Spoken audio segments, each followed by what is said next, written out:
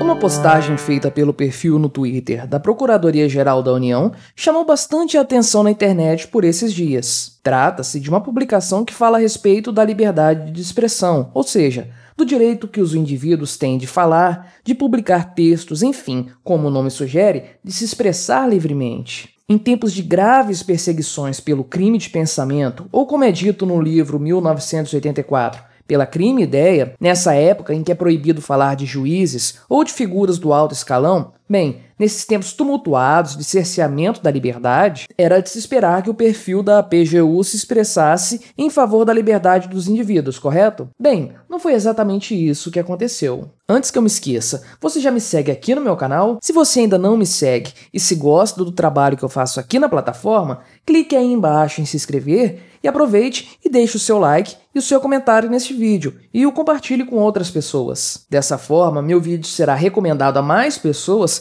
que gostam desses temas e este, que é um canal pequeno, poderá crescer um pouco mais. E me siga também nas redes sociais, Instagram e Twitter, que estão aparecendo aí na tela. E se você quiser me ajudar financeiramente, uma vez que este canal ainda não é monetizado, você pode me apoiar através do Padrim com valores a partir de R$1 por mês. O link está aqui na descrição do vídeo. Diz a publicação do Twitter da Procuradoria-Geral da União: liberdade de expressão é fundamental, um direito assegurado pela nossa Constituição Federal. Mas tudo tem um limite, não é mesmo? Ah, esse mas. Sabe aquela coisa da Manuela Dávila defender a liberdade em todos os lugares do mundo? Mas, pois é bem nessa linha. Sabemos que estamos no mato sem cachorro quando a PGU pensa na mesma frequência que um membro do Partido Comunista do Brasil. Segue a publicação. Ser diferente é um direito. Respeitar a diferença, um dever. Um dever? Como assim? Aliás, o que é respeitar a diferença? É ser obrigado a prestar serviços para uma pessoa que tem um estilo de vida com a qual você não concorda? É ser obrigado a tolerar na sua instituição religiosa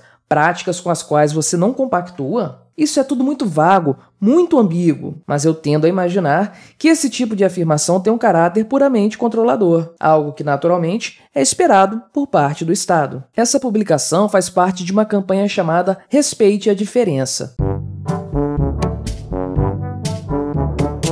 Dentre uma série de platitudes, algo chama a atenção: discurso de ódio, ou seja, o combate a essa prática que, convenhamos, é algo bastante subjetivo. Além disso, há um patético glossário com palavras vazias de sentido, chavões progressistas como androcentrismo, branquitude, colorismo, empoderamento, palavra que inclusive foi tema de outro vídeo meu aqui no canal, e mais um monte de outras palavras que estão da letra F em diante. É preciso deixar uma coisa bastante clara, por mais óbvio que isso seja para qualquer libertário. Não existe liberdade limitada. Se o Estado diz que você possui direito a isso ou aquilo, de acordo com aquele papel de pouca relevância chamado Constituição Federal, mas que isso depende do fator X ou Y, a verdade, meu amigo, é que você não possui direitos, e sim concessões. O Estado permite que você faça algumas coisas poucas, até onde ele diz que é permitido. Dali em diante, bem, a mão pesada e violenta do Estado irá coibir suas ações,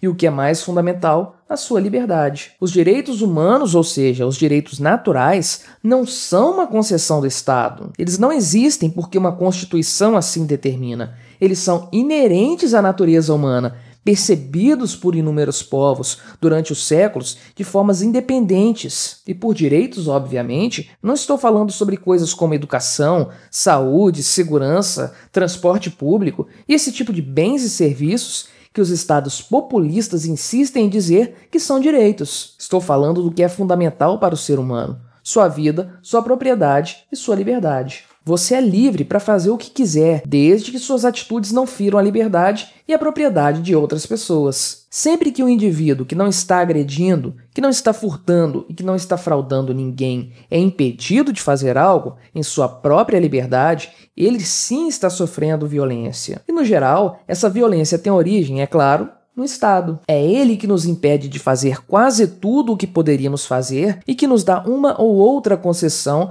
tendo ainda a cara de pau de dizer que nós, seus escravos, seus lacaios, somos livres. Por mais que o chavão mimizento e progressista diga que palavras machucam O fato é que elas, na verdade, e no sentido literal, não machucam ninguém. Se palavras magoam seus sentimentos, ou se elas influenciam o que outras pessoas pensam de você, isso pouco importa. Os seus sentimentos não são uma propriedade que pode ser perdida ou roubada. Eles representam apenas a forma como você lida com as coisas ao seu redor. O que as pessoas pensam a seu respeito é menos propriedade sua ainda. Você não tem controle sobre isso e ninguém tem o poder legítimo de controlar a opinião alheia sobre quem ou o que quer que seja. Existe uma ideia completamente equivocada e tipicamente progressista de que atitudes abstratas podem ser compensadas com atitudes práticas. Vou explicar dando 2 exemplos. Você se lembra daquele movimento Occupy Wall Street,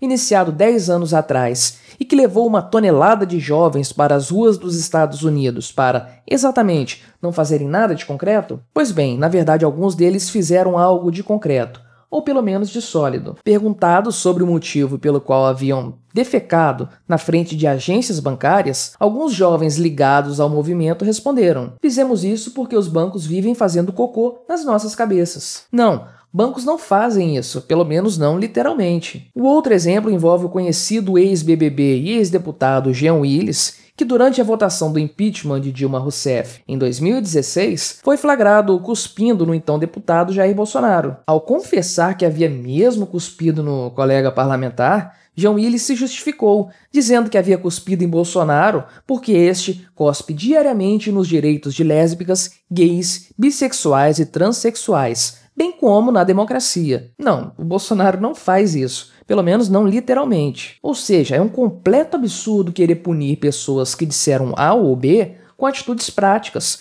como a aplicação de multas e indenizações ou mesmo o encarceramento. Palavras são apenas isso. Palavras. Quando alguém fala algo de que você não gosta, a sua liberdade continua a mesma de antes e seu patrimônio não é diminuído em nada. Ou seja, na prática, você não sofreu qualquer tipo de violência, ainda que não tenha gostado nada daquilo que tenha sido dito. Não me entenda mal. Eu não estou aqui dizendo que devemos falar tudo o que queremos ou que isso seja a atitude libertária a se tomar. É fato que existem pessoas grosseiras, desagradáveis, injustas, malcriadas, caluniosas, enfim, pessoas que causam todo tipo de constrangimento e contratempo com suas palavras desmedidas. Mas isso não é crime. Isso não é violência. Ninguém deve ser preso ou punido por ser um babaca. Isso está dentro da liberdade individual. Ninguém é obrigado a ser um sujeito agradável, respeitável e admirado. Eu acho fundamental, como ser humano, ter um mínimo de respeito pelos outros e tentar de alguma forma ser agradável. Eu acho que é assim que a sociedade humana vai se construindo aos poucos, com amabilidade, respeito mútuo, tolerância, ainda que vez ou outra tenhamos que nos calar para evitar conflitos que causariam transtornos desnecessários. A propósito, eu me incomodo bastante com pessoas que se afirmam como conservadoras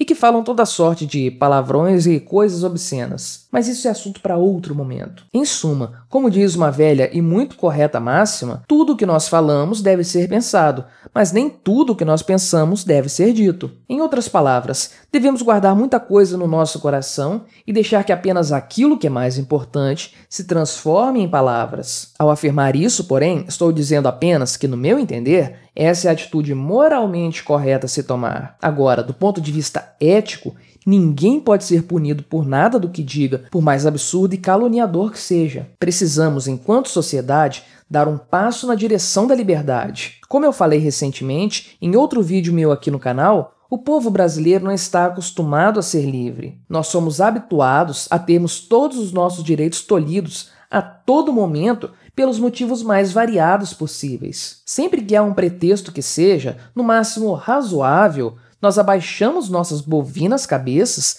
para os desmandos do Estado e entregamos sem qualquer tipo de resistência a nossa liberdade. Não, enquanto brasileiros devemos mudar essa atitude, devemos lutar por nossa liberdade. E eu acredito que é justamente nessas pequenas ações que nós iremos reconquistar o sabor de sermos livres. Precisamos nos acostumar à liberdade, tendo sempre em mente que ela, invariavelmente, vem acompanhada da responsabilidade. E devemos sempre lembrar disso. Inclusive, talvez esse seja um dos motivos que fazem o brasileiro ser tão avesso à liberdade. O trabalho de ter que lidar com as consequências de suas escolhas, sem poder terceirizá-las para quem quer que seja. No caso, para o Estado, que invariavelmente vai repassá-las para outros indivíduos. O brasileiro poder está mesmo acostumado a repassar as suas misérias de forma compulsória para os outros. Mas a liberdade requer amadurecimento. Enquanto formos um povo infantilizado, levado no colo pelo papai Estado, nunca seremos livres de verdade. Não, a liberdade de expressão não tem limites, porque as palavras não agridem. E isso é um fato,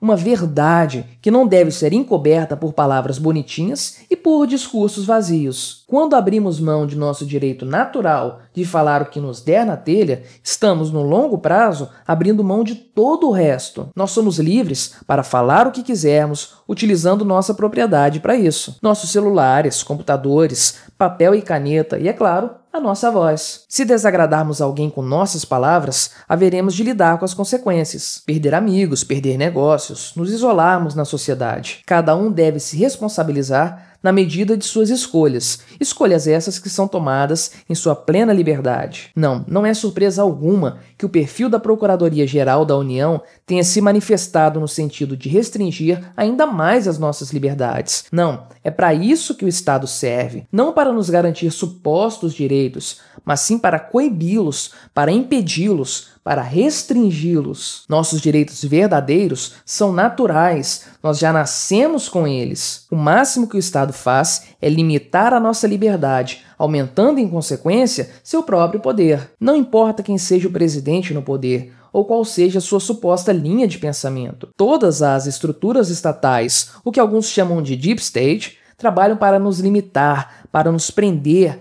para nos escravizar. É para isso que o Estado existe, não para garantir nossos direitos, mas sim para tomá-los de nós.